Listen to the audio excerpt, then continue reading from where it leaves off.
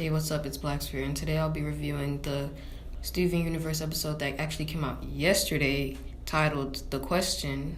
And yeah, I'm extremely late. My bad. But how are you guys doing?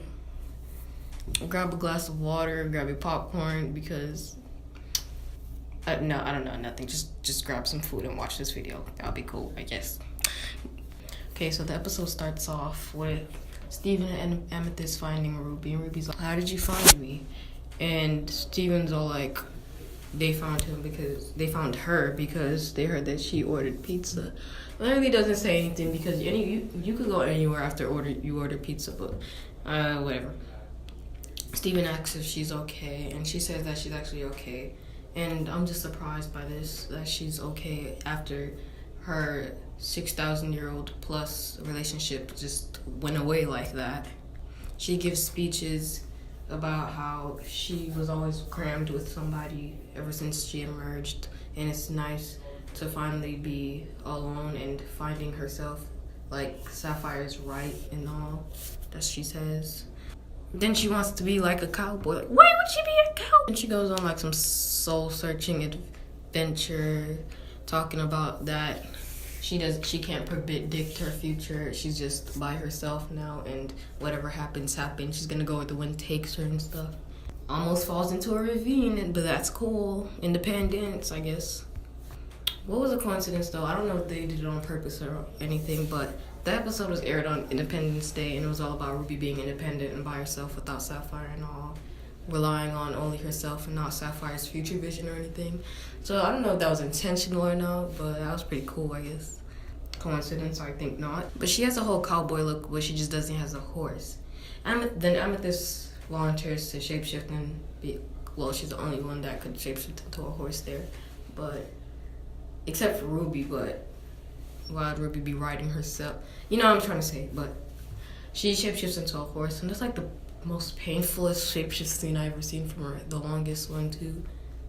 Then she goes just adventuring and sings a Ruby Rider song. After the song, it's night. Steven wakes up from her sleep. She talks about that he was afraid when Ruby said that she didn't want to become Garnet again because he felt like he was losing something big, and that he's happy that she's happy. But then she says all that stuff that she sang about wasn't true. And to be honest, ever since I heard in the promo when she said, "I see my future and it's just Ruby," I knew that was just a whole of BS, a lot of BS. She wasn't just gonna throw Sapphire away like that. I knew it was just being all talk. I said it in one of my other videos when I was breaking down the promo. I know it wasn't true. She begins to say that it was fun and all, but throughout the whole day she just kept thinking about how much more fun she will be having with Sapphire. I feel her. I mean, nobody's just gonna suddenly go through a breakup, especially a 6,000-year breakup, and then be fine all of a sudden. Steven then tells her that even cowboys aren't really that independent. At the end of the day, they still fall in love and still have somebody that they want to be with. And then he shows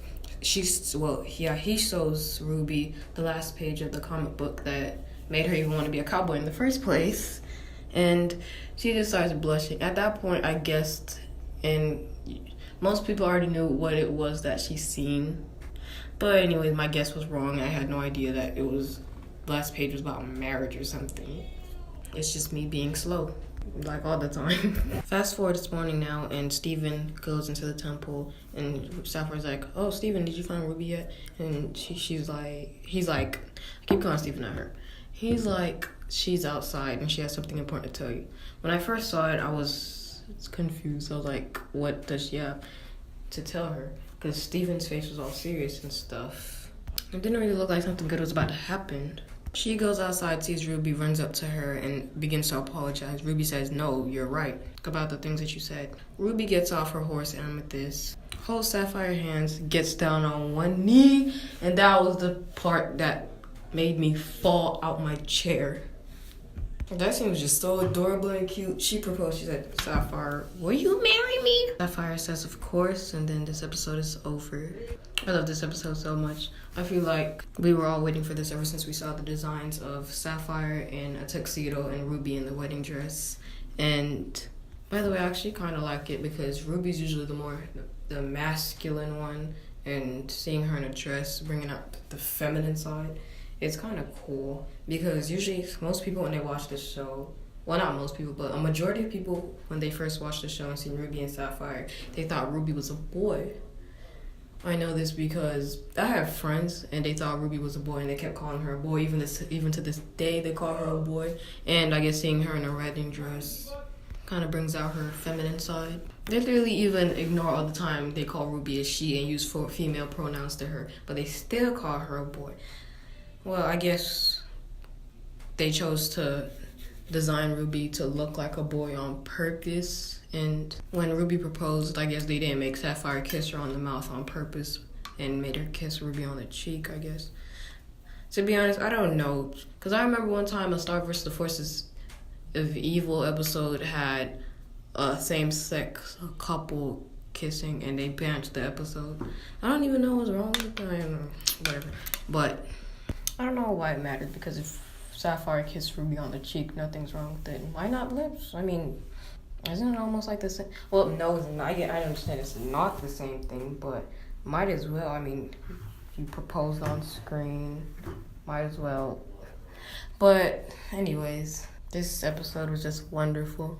I hope their wedding doesn't get crashed by the diamonds or anything, even though that is something that the show would do. Like, what if their wedding is inside of the night and then they're like, you may now fuse into Garnet, and then you just hear the evacuation notice by Nana Foi, and they have to get ready automatically. Or maybe it's just the wedding after party, and then it's just interrupted by the call out. Nana Foi, Nana. How do you pronounce her name? I forgot, but Nana Foi, Nana. Anyways, the mayor. I really want to know how the diamonds would react to seeing Alexandrite.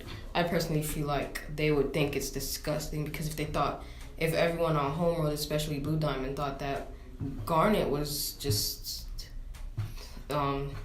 disgusting, then what are they going to think of Alexandrite, literally a fusion of 4 gems together? A groupie.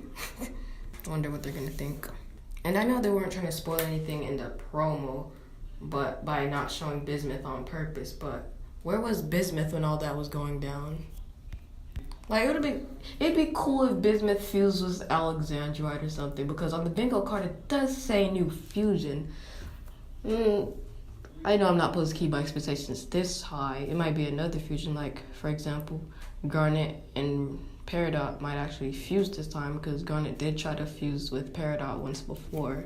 Or the new fusion could also be Steven and Pearl. It just makes sense about everything that's going on. Could be Peridot and Steven.